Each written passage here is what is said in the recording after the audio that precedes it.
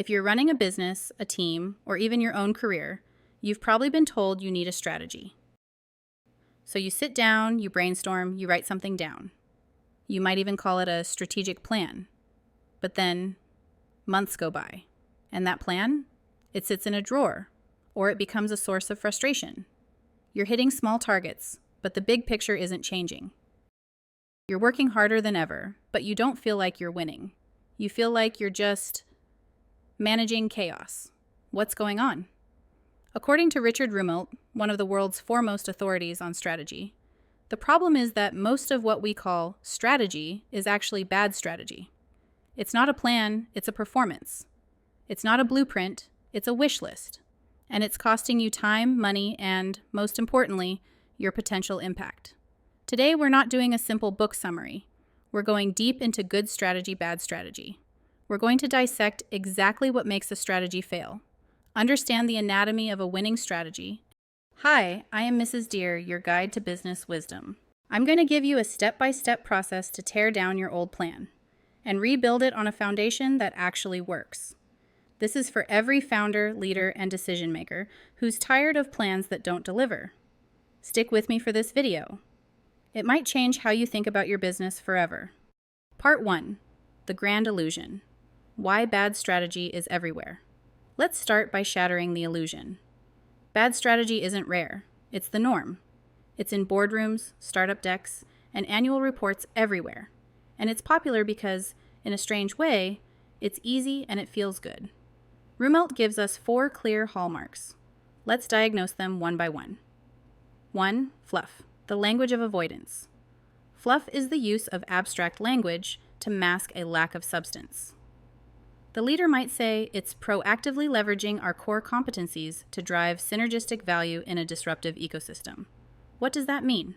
Think about it. It means nothing. It's strategic-sounding babble. Why does it persist? Because it's safe. It sounds impressive in a meeting.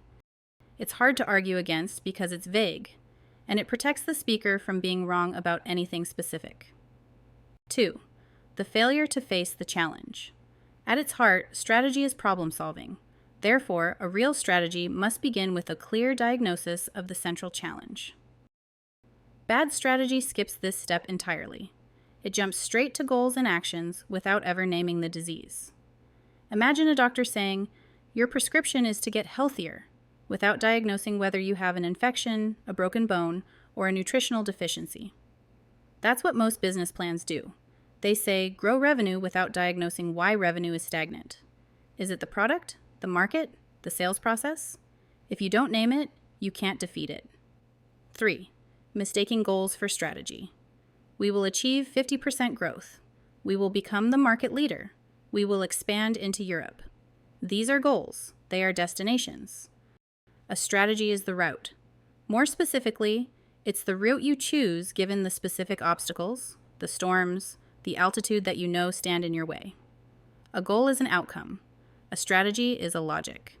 Confusing the two is perhaps the most common and costly error in business planning. 4. Bad strategic objectives. The kitchen sink list. Finally, bad strategy presents itself as a long list of things to do, with no sense of trade-offs or cohesion. Our strategic priorities are improve marketing, revamp the product, cut costs, enter a new market, rebuild company culture, and upgrade our IT. When everything is a priority, nothing is. Strategy is inherently about choice and focus. It's about saying, this is so important that we will not do these other good things. A list without a clear, overarching logic is just a to-do list with a fancy title.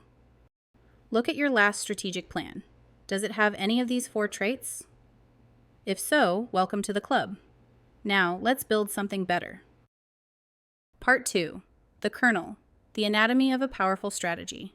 Rumelt's central contribution is the concept of the kernel of good strategy. It's not a 100-step process. It's 3 logically linked components: a diagnosis of the core challenge, a guiding policy to address it, and coherent actions that are coordinated steps to implement the policy. Bad strategies, as we mentioned earlier, is the opposite. Often feature vague goals, fluff, failure to define the real problem, or confusing vision with strategy. Now let's explain the components in detail. Component 1, the diagnosis. Simplifying complexity. The diagnosis is not a list of every problem. It is the act of making a simplifying judgment about the nature of the situation. It cuts through the overwhelming complexity of business and says, at its core, our challenge is this. Here's how to do it. Frame the situation. Gather all the data and ask, what is really going on here? Look for patterns. Identify the critical obstacle to progress. When I started this channel, I had lots of ideas. My initial diagnosis was vague. I need to get more viewers. That's a goal, not a diagnosis.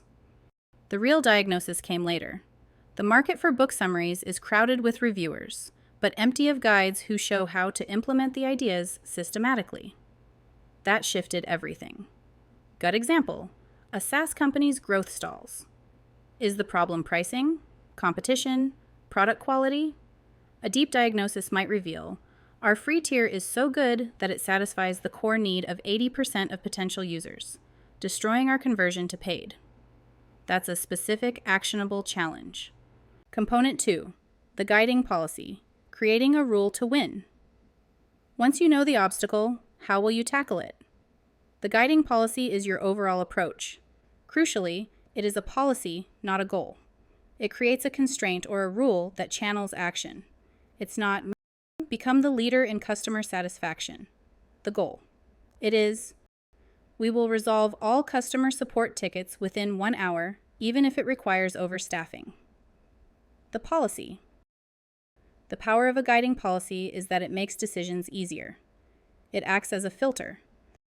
For our SaaS company with the free tier problem, a guiding policy could be, we will redesign the free tier to be a collaborative tool for individuals, reserving core team features for the paid plan. Now, every product decision, every marketing message can be tested against that policy. Should we add a new dashboard to the free tier? No, it's a team feature. Should we create a solo user workflow tutorial? Yes, it enhances the individual experience. Your guiding policy is your battle doctrine. Component 3, coherent actions. Designing the campaign. Finally, you need to execute. But these aren't random actions. They are coordinated steps, resource commitments, and policies designed to carry out the guiding policy. The keyword is coherent. They must work together in harmony. Incoherent actions. Hire a new sales VP. Redesign the logo. Open an office in Berlin. These actions are disconnected. Coherent actions. Product action. Redesign the free tier's sharing and export features to be limited to single-user workflows. Marketing action. Launch a campaign targeting individual professionals. For examples, the Solo Project Manager's Power Tool. Sales action. Retrain the sales team to sell the pain of unsynchronized teamwork, not just the features of the paid plan. Pricing action. Introduce a simple solo plan between free and team plans.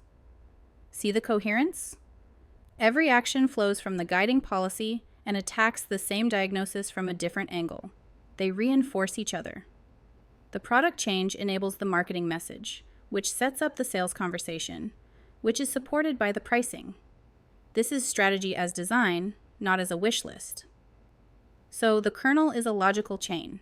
Because of the diagnosis, we will follow the guiding policy by implementing coherent actions. This simple 3-part structure is what separates the motivational poster from the military campaign. It's what turns "we want to win" into "here is how we will fight and why it will work." Take a moment. Can you articulate your business's current strategy in this format? If not, that's your first assignment. But to win, you need to amplify it with strategic power. We will cover that in our next video, so stay tuned. If you enjoy this video or want to look for ways to scale your business, it would mean a lot if you gave this video a like and subscribe.